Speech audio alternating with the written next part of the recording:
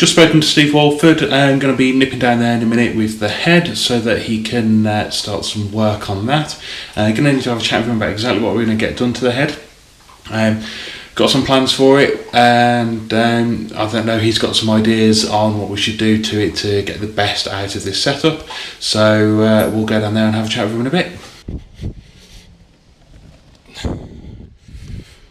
Yeah, it's a strange one because lots of people seem to think that, oh, it's turbo, the porting doesn't matter. If anything, it's the opposite. Oh, okay. Well, think of air as a liquid. Yeah. Everything you do is based on fluid dynamics, liquid. Yeah. So, if you put a thicker liquid, any restriction is more of a restriction. Okay. Yeah. And obviously, when you increase the pressure, so you go from 1 bar atmospheric or 0 to 1 bar of boost, it's twice as much, it's twice as thick. So any restriction is twice as much of a restriction. So it's actually more important, really. Okay. To be fair, that won't need a vast amount to make that a lot nicer. Okay. But inlet and exhaust, really. Like I say, there's no valve guides as such in these. They are cast and machined as part of the you head. can get the bronze The valve guides, can't you? Yeah. It'd be worth having them done, I think. Okay.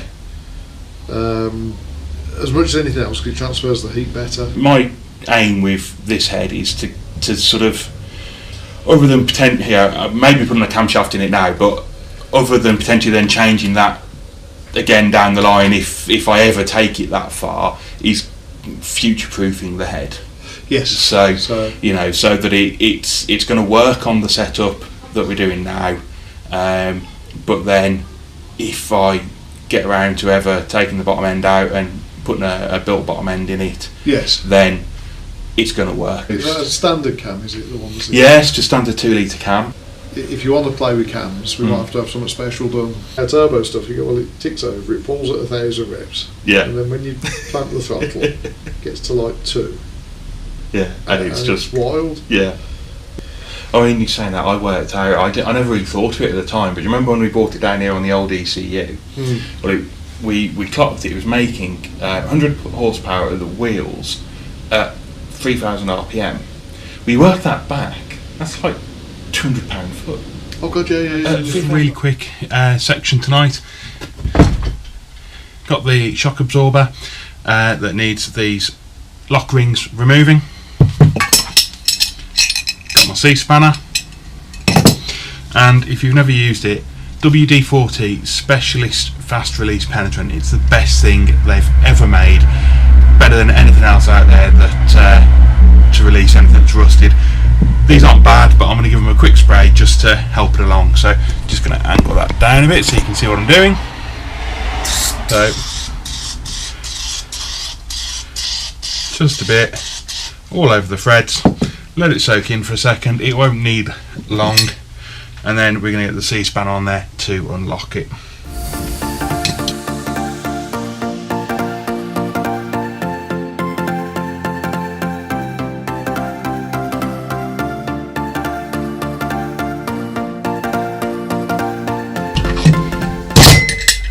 And there we go. We're going to get the shock itself over to Procomp, going to get them to have a look at it, and they're going to tell us a little bit about getting it set up. So we've got this adjustable damping. They reckon that apparently it might not be working very well on the softest setting, that we might need a few clicks on there to actually get the thing to work. So we'll get it over to them, they can have a look at it, possibly help us out with the bushings as well, and get that then all set up.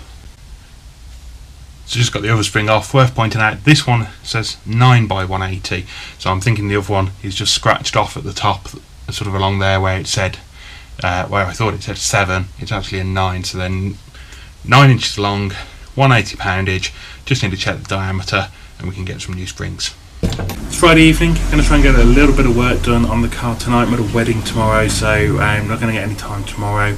Might get some time Sunday, see how that pans out.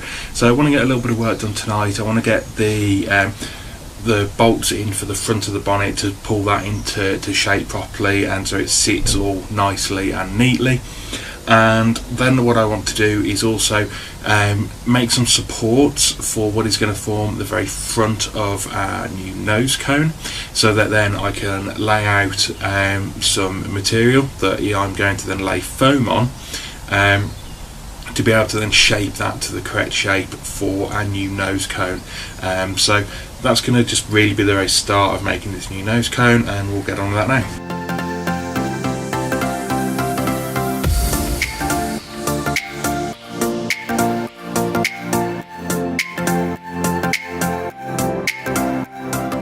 Just bolted into place. That is going to be replaced by a quick latch, and they're on order, so as soon as I get them I can start looking to fit them. So that takes an M6, hence I've used an M6 now. Okay, so the bonnet is actually finally properly attached. You can see there, lines up. It's bowing very slightly on this side, so you can just about see it needs this rivet's popped though, looks like it didn't go through properly, so I think, you know, a bit of strengthening in there to pull it back like that, and that'll be okay. Maybe a bit of something in there.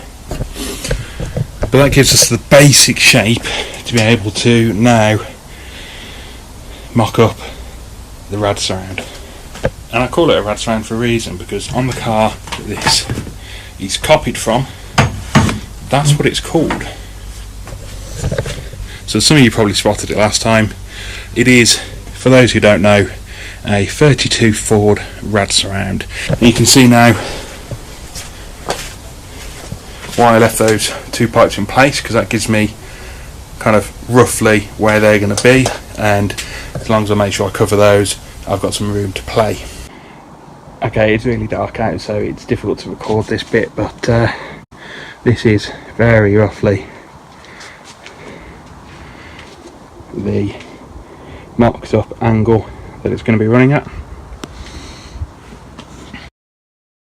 It is going to be slightly higher than the bonnet there. We're going to have, coming back over sort of here in the centre, a bit of sort of a bulge section which will be attached to the bonnet when it gets made. It was the only way I could see that was going to realistically get it to look right.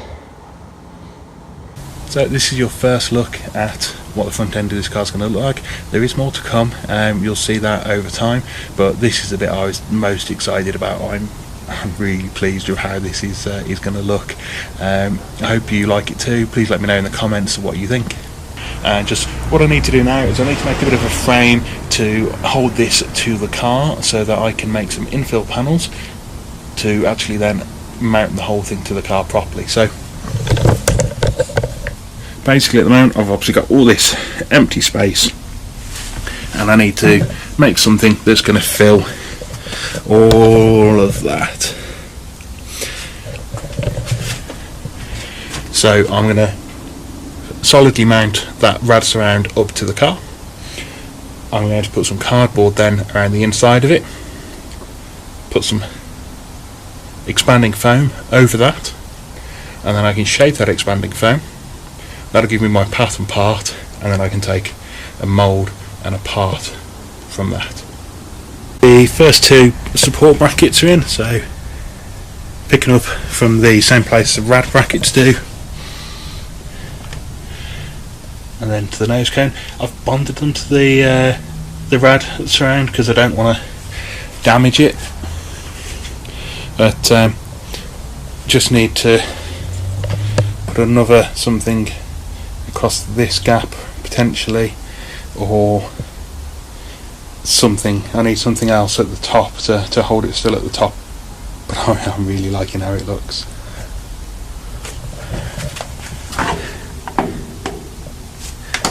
The bonnet is not quite sitting how I want it. Can't quite work out how to fix that right now, so rather than moving on to putting the cardboard and stuff down, ready to start making the mould. I'm going to leave it for tonight, have a revisit of this at the weekend. Also looks like when I start taking some more parts off the car anyway, to be able to get the foam in where it needs to go, to be able to make the mould the shape it needs to be. So yeah, I'm going to leave it for tonight. Hopefully get out here on Sunday and update you again then.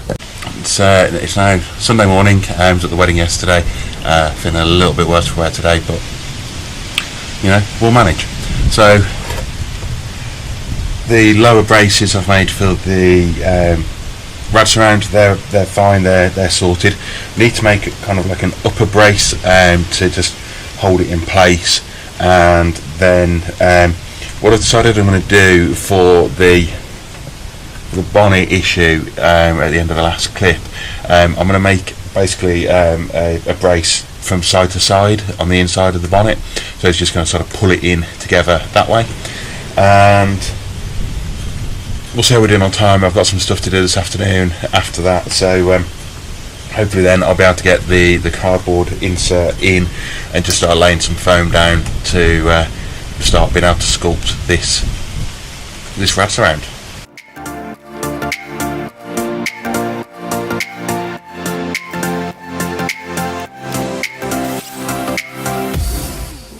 So cut the pipe that's going to form the cross brace, just flatten each end, drill a hole through each end, drill a hole through the flange on the inside of the bonnet, and then just bolt it in, and that's just going to pull the bonnet tight.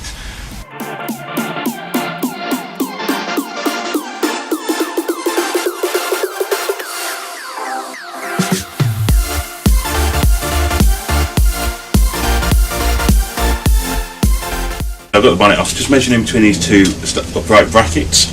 That's going to give me the measurement for the width of the bonnet at that point, and I can check that on the bonnet itself, and then that's going to give me how much I need to pull in the bonnet. So it is 66 centimetres. This measurement needs to come in by about 7 centimetres. So just marks where the second hole needs to go in the bonnet. Over 66 centimetres, 66 and a half. Let's see how that looks.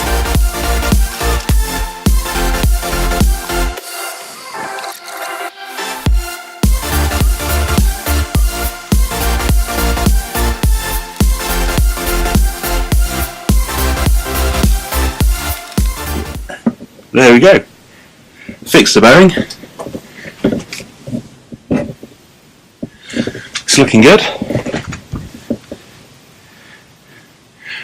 Just got to decide actually now whether I prefer that height that the nose cone is at, or whether I preferred the slightly higher height.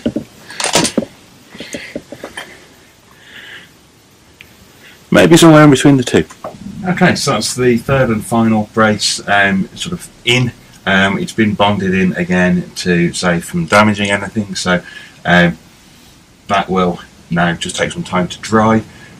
What I can start doing while we're waiting for that is start putting in or putting on some of the tape that's going to protect the GRP from the foam, and also then maybe start looking at laying in some of the cardboard.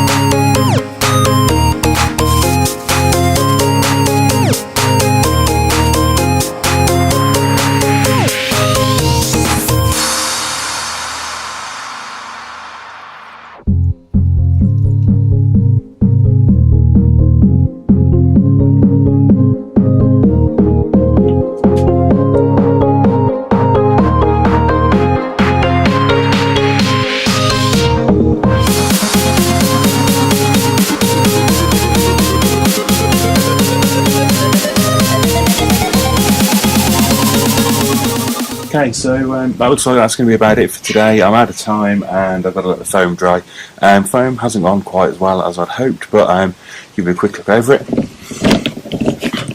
So it's kind of worked. I knew it was never going to be like perfect first application. It's going to need some filling in and stuff, but it hasn't stuck to the cardboard as well as I would have hoped. Got a good sort of fill in at the top here. Going to need to put some more in that side, and I'm going to need to come back further up the bonnet a bit to get the sort of teardrop shape that's going at the top in properly. And then down this side, that sort of went okay, and then that fell off. So it didn't really stick to the cardboard very well. There you go. It's getting there. It's the first step towards making the part. I actually like it even more now I can see with the gaps filled in. So I'm definitely happy with it. Let's just hope I can pull it off. So as always guys, thank you for watching. I hope you've enjoyed it and like where this project is going. If you do, please give the video a thumbs up, subscribe to the channel, and remember to like our Facebook page, which is www.facebook.com/DuckSportCars.